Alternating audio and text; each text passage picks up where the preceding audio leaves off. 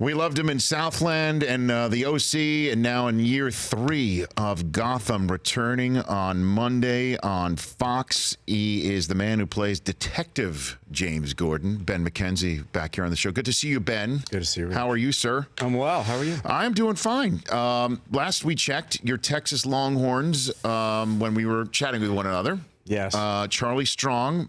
Not so. Not anymore. And well, at the time there was a struggle going on, and I know you were friendly and on terms with him, right? As a big Longhorn guy. Yeah, growing up in Austin, lifelong UT fan, and I really was excited about his regime taking over, and it didn't work out. Right. Obviously. And now Tom Herman is in. Yeah. What are your thoughts on your new coach for the Longhorns? Cautiously very excited again. Right. He really did a number down in Houston. He did. That was pretty impressive. Right. I mean, that's a program that has had a lot of ups and downs, and mainly downs over the years. And he really did a great job there. And he's off to a good start so far. They're picking up recruits already. The spring game was nice. I didn't watch it, right? But I read the blogs, and it looks. No, good. Are you on the blogs? You're checking out the blogs? I'll check out some blogs.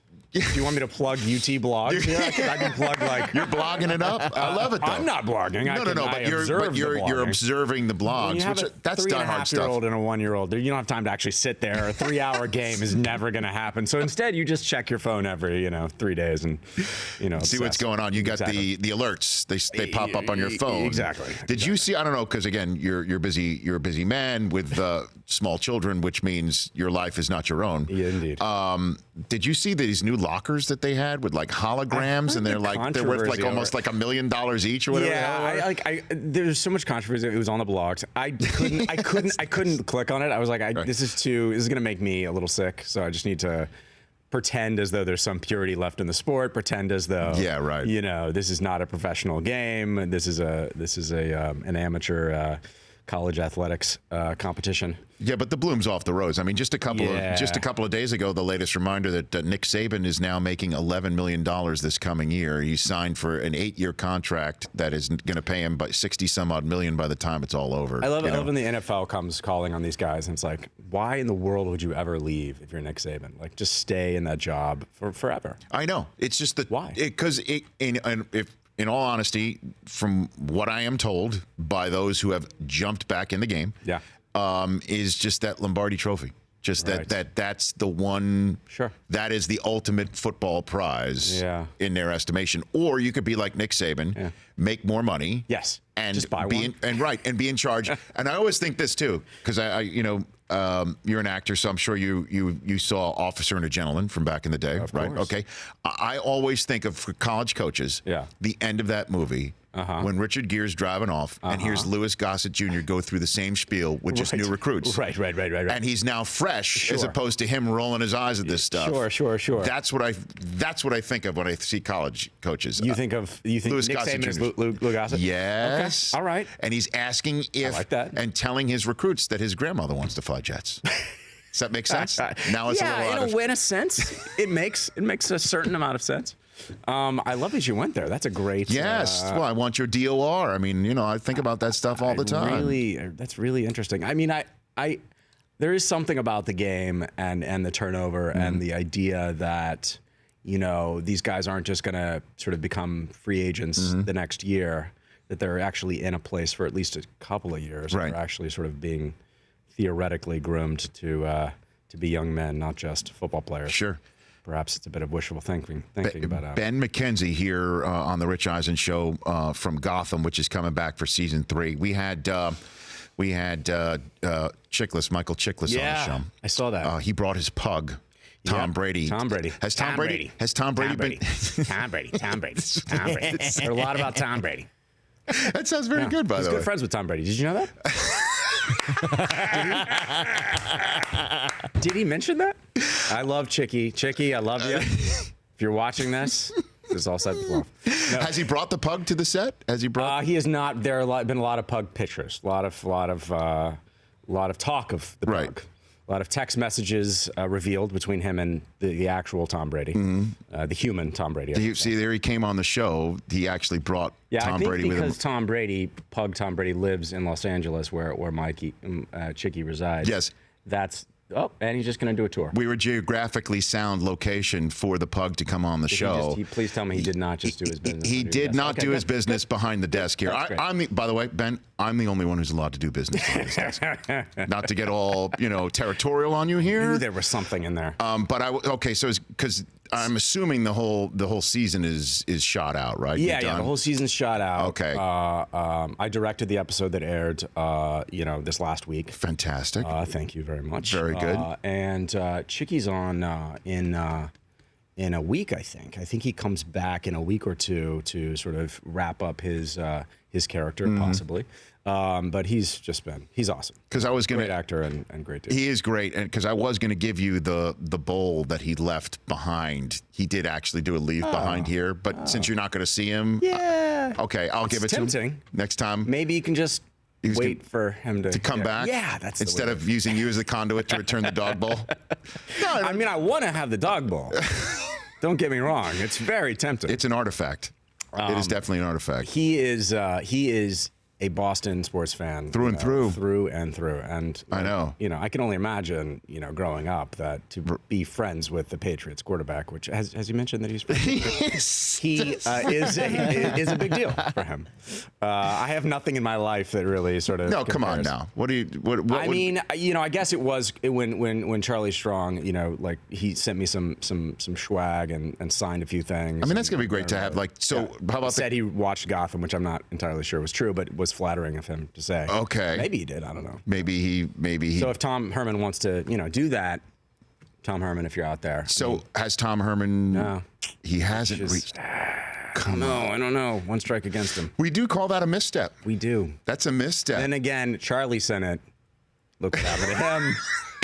Boom, you're in South Florida. Next thing you know, you're in South Florida. Exactly. Boom, you turn around. So are you focused on the Dodgers as well still? Yeah, you're locked in on that? I actually took my 3.5-year-old stepson to his first Dodgers game a couple nights ago, a Pittsburgh series. So I guess that was a little last weekend. So what's a 3-year-old like? I mean, how do you?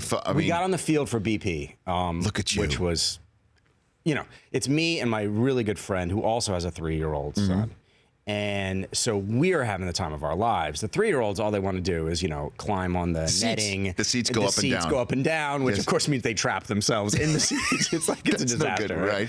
But we made it through the third inning, and we watched a little bit of baseball. There was a little bit of baseball that was actually watched between the hot dogs and the popcorn and the cotton candy and the all this that and that and the other stuff. And it was great. And the best part about it is you beat the traffic leaving in the third inning. Exactly. You just sail out of there in 2 minutes. Sail out of there. Because nothing is more of a traffic nightmare than that parking lot in Dodger Stadium. I have never seen anything like it. It is remarkable in Los Angeles with the amount of space that we have that they can't possibly engineer that thing any better.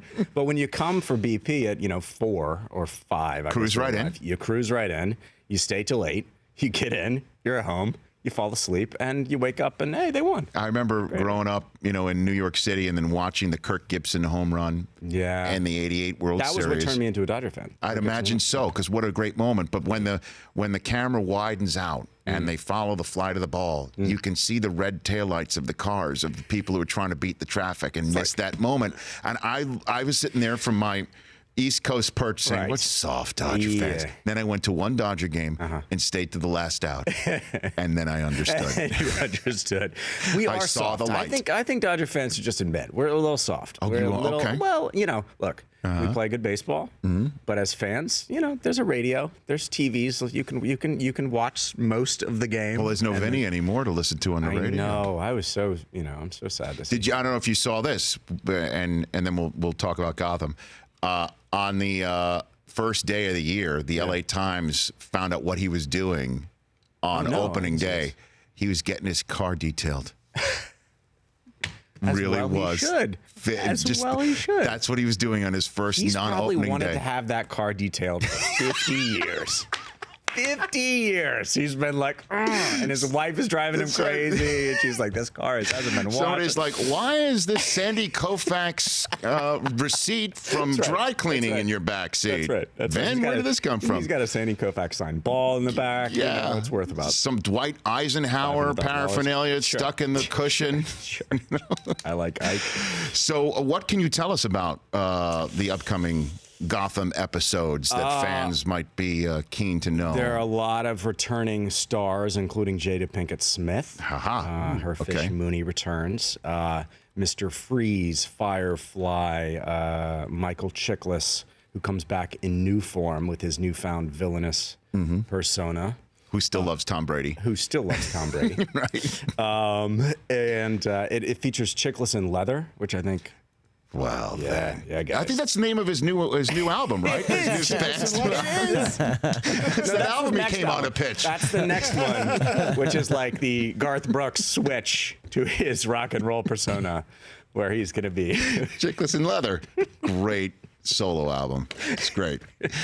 And directing this stuff too. Yeah, which was a blast. I really loved it. Unfortunately, Chicky wasn't in the episode, but we have Donald Logue and James Remar. Please, we talked about him the other day. Did you really? Yes. Oh yes. Because hold on, I was at a charity golf tournament. Where he was there. Celebrity charity golf tournament. Yes, out here in Los Angeles. And also there was Jonathan Banks. Oh, sure. And I thought to myself later on, this is just my own twisted mind of pop culture. One of my kids woke me up in the middle of the night and I'm just staring at the ceiling and I'm like, wait a minute. James Remar's character Gans in 48 Hours killed, shot dead Nick Nolte's partner who was played by Jonathan Banks. I had like a whole 48 hours thing going on in front of me. Now I'm freaking you out. No. But that's I feel why like I had a conversation with James on set about 48 hours. Which is... He has some great stories about all kinds of things, including shooting... oh, God, why am I blanking the name of the movie? With Al Pacino.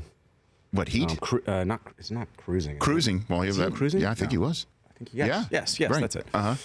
He's got some That's great old stories. School right there. That's pre-48 hours you're talking and I'm about. just, Wow. So he's in this season? So he's playing my uncle, the uncle that's mentioned in the clip. Okay. Fantastic. He died, spoiler alert. It was not what is an accident or whatever. He killed himself in front of me. Okay. He pulled a gun to his head and shot himself. Dark stuff, man. Dark stuff. This Gotham, yeah. It's not. That was the episode I directed. That was fun. Hey, fantastic. James was fantastic, and he's a real.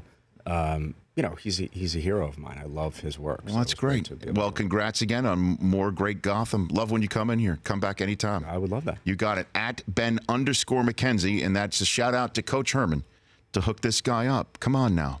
Or hook him up, right? You see what I'm doing? Wow. See that how I'm working? He didn't even plan that. It didn't. It flows. Ben McKenzie here on The Rich Eisen Show. The Rich Eisen Show, weekdays at noon Eastern on Audience. If you liked some of that, get some more of that on the Rich Eisen Show app. Follow all the information you see right here on the Rich Eisen Show.